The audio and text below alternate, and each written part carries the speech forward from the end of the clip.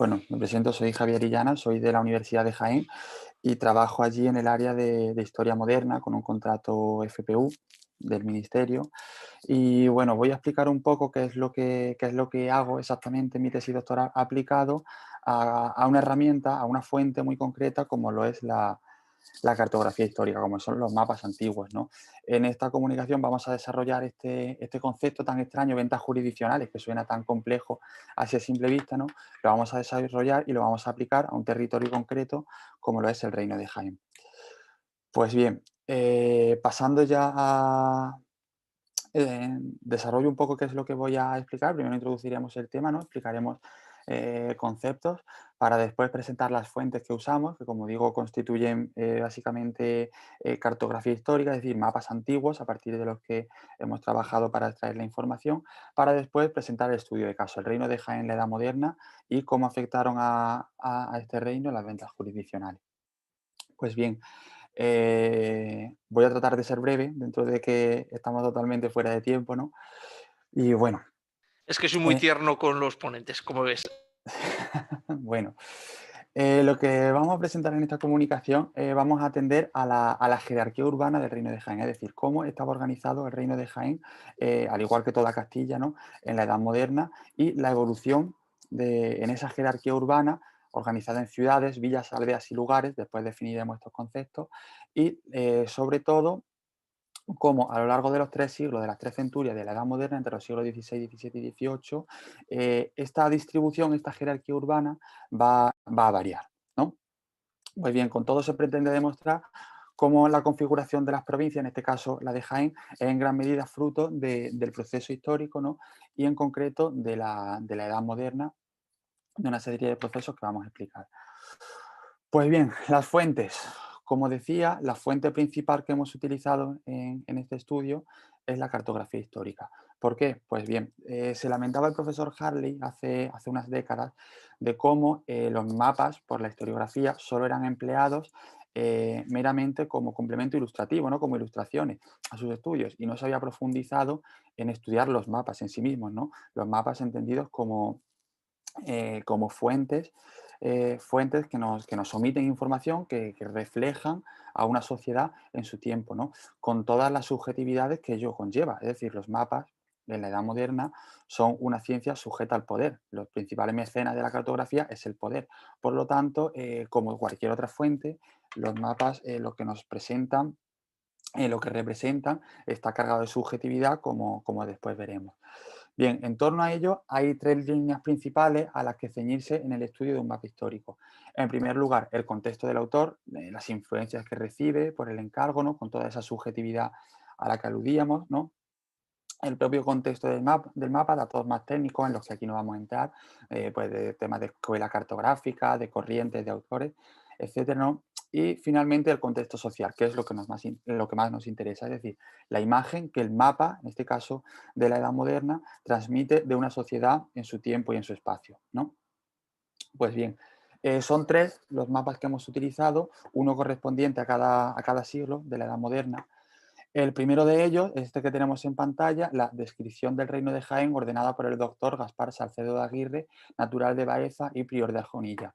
Una obra que se encuentra en la Biblioteca Nacional Española y que data de 1588. Este mapa, al que estudiaremos a fondo después, ¿no? Presenta ya una serie de complejidades. Si se fijan, toda esa serie de escudos heráldicos, de escudos de ciudades, ya nos está mostrando una distribución, una jerarquía urbana muy compleja, ¿no? A la que después aludiremos.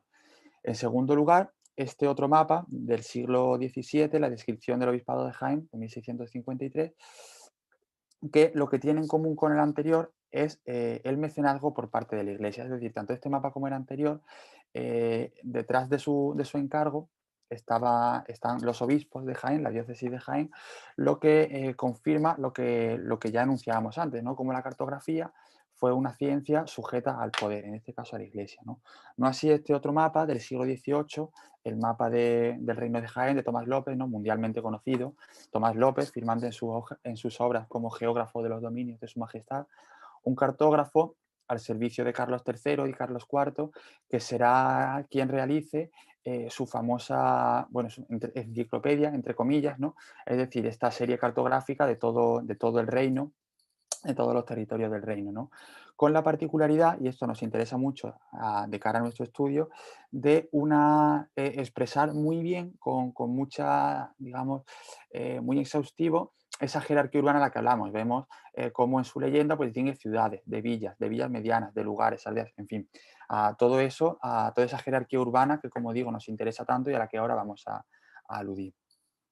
Pues bien, ¿qué era el reino de Jaén en la Edad Moderna? Pues el reino de Jaén en la Edad Moderna, como tantos otros territorios de Castilla, era una amalgama de órdenes jurisdiccionales distintos, fruto de siglos de reconquista. ¿Qué quiere decir esto? Pues que en el reino de Jaén tenemos territorios de realengo, esto es controlado directamente por el rey, pero también otros muchos señoríos, que son territorios controlados por la nobleza, fruto de concesiones que los viejos reyes medievales habían ido concediendo a la nobleza, al aristócrata de turno, en recompensa a sus servicios en guerra, ¿no? Además de esto, otros muchos territorios eclesiásticos y a través de ello de las órdenes militares, etcétera, ¿no? Pues bien, dentro de este este complejo orden, hay una organización común en ciudades, villas, aldeas y lugares.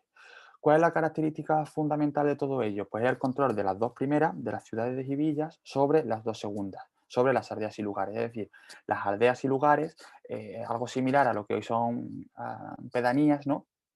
Son poblaciones dependientes que controlan del concejo de las ciudades y que son sangradas económicamente por aquellas, ¿no? Pues bien, esto va a evolucionar, va a cambiar a lo largo de la Edad Moderna y aquí juegan un papel destacado las llamadas ventas jurisdiccionales.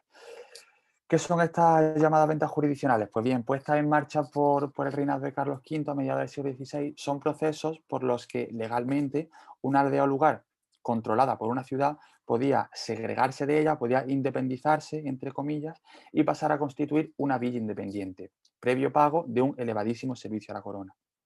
Pues bien, estas se canalizan en dos posibles opciones, bien exenciones jurisdiccionales, por las que son los propios vecinos de la aldea, los que generalmente encabezados o dirigidos por la aristocracia municipal, van a pagar colectivamente ese dinero con el que había que servir al rey, a la corona, para pasar a ser una villa independiente y así tener que dejar esas fuertes imposiciones fiscales que los aldeanos tenían que pagar a las ciudades. Y de otro lado tenemos lo que se llaman ventas de señoríos. ¿Qué es esto? Pues cuando es un señor de la nobleza quien adquiere la jurisdicción sobre esa aldea o lugar de turno, ¿no? De modo que esas rentas, esas altísimas rentas que antes los vecinos habían de tributar a las ciudades, ahora se la pagan a un noble de turno. Pues bien, ya así metido del todo en materia, vamos a ver cómo se refleja todo esto en la cartografía. Siguiendo el mapa del siglo XVI, el de Salcedo de Aguirre, vemos cómo a mediados de siglo, ¿no? Eran 5 ciudades fundamentales las que controlaban todo el territorio del viejo reino de Jaén. En el centro, donde estoy marcando, estaría el corazón, o sea, la capital, la ciudad de Jaén, ¿no? Al norte, la ciudad de Andújar, apuntando ya hacia el reino de Córdoba, al suroeste, Alcalá Real, limitando ya con el reino de Granada, y al este, las famosas ciudades patrimonio de la humanidad, ¿no? Que son Úbeda y Baeza, ¿no? Pues bien, todo el resto de poblaciones del reino dependían directamente de estas ciudades. Eran aldeas o lugares que dependían de estas ciudades. Pues bien, como digo, todo esto va a cambiar a lo largo de la Edad Moderna, de manera que progresivamente estas aldeas que dependían de las ciudades se van a ir liberando. Pues bien, vamos a ver ejemplos. Por ejemplo, en este fragmento del mapa de Salcedo de Aguirre del siglo XVI, vemos cómo, no sé si se ve el ratón al marcar en la pantalla. Sí, ¿verdad? Vale.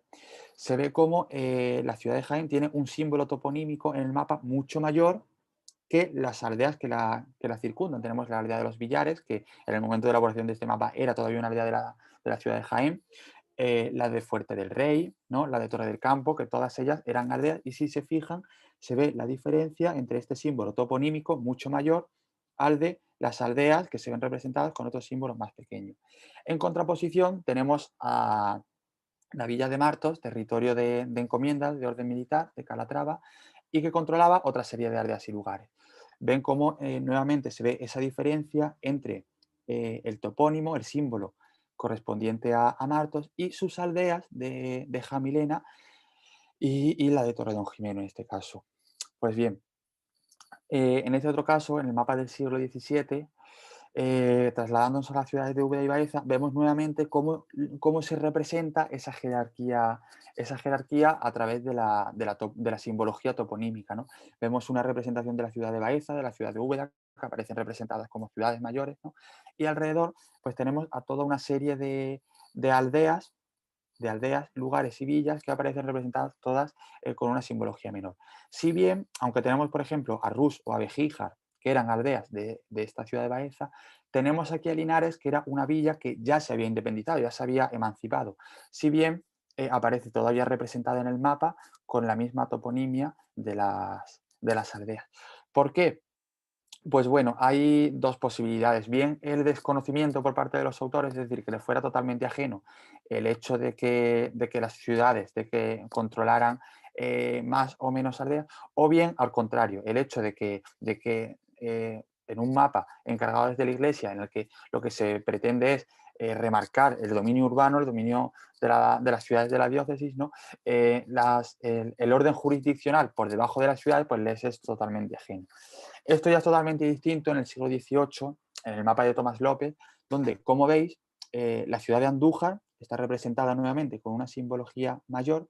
Sin embargo, sus viejas aldeas, ya convertidas en villas de Higuera de Andújar o Villanueva de Andújar, aparecen ya representadas con un símbolo toponímico mayor al que tiene, por ejemplo, esta otra villa de Marmolejo, perdón, esta otra aldea de Marmolejo, que era todavía una aldea que dependía de la ciudad, ¿no? Se fijan, pues, ven cómo las villas aparecen representadas mucho mayor, con un símbolo mayor que esta otra aldea que aparece como un mero puntito, ¿no?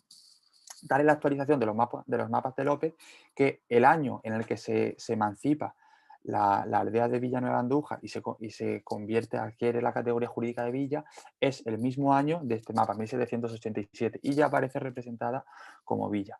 Esto nos está indicando pues la actualización que tiene López en el momento de hacer sus mapas, ¿no? Pero ahora bien, bajando un poco de esos mapas mayores, vamos a ver otros mapas de casos concretos. ¿Qué quiero decir con esto? Pues que los procesos de venta jurisdiccional trajeron aparejada la producción de cartografía. En no pocos casos, la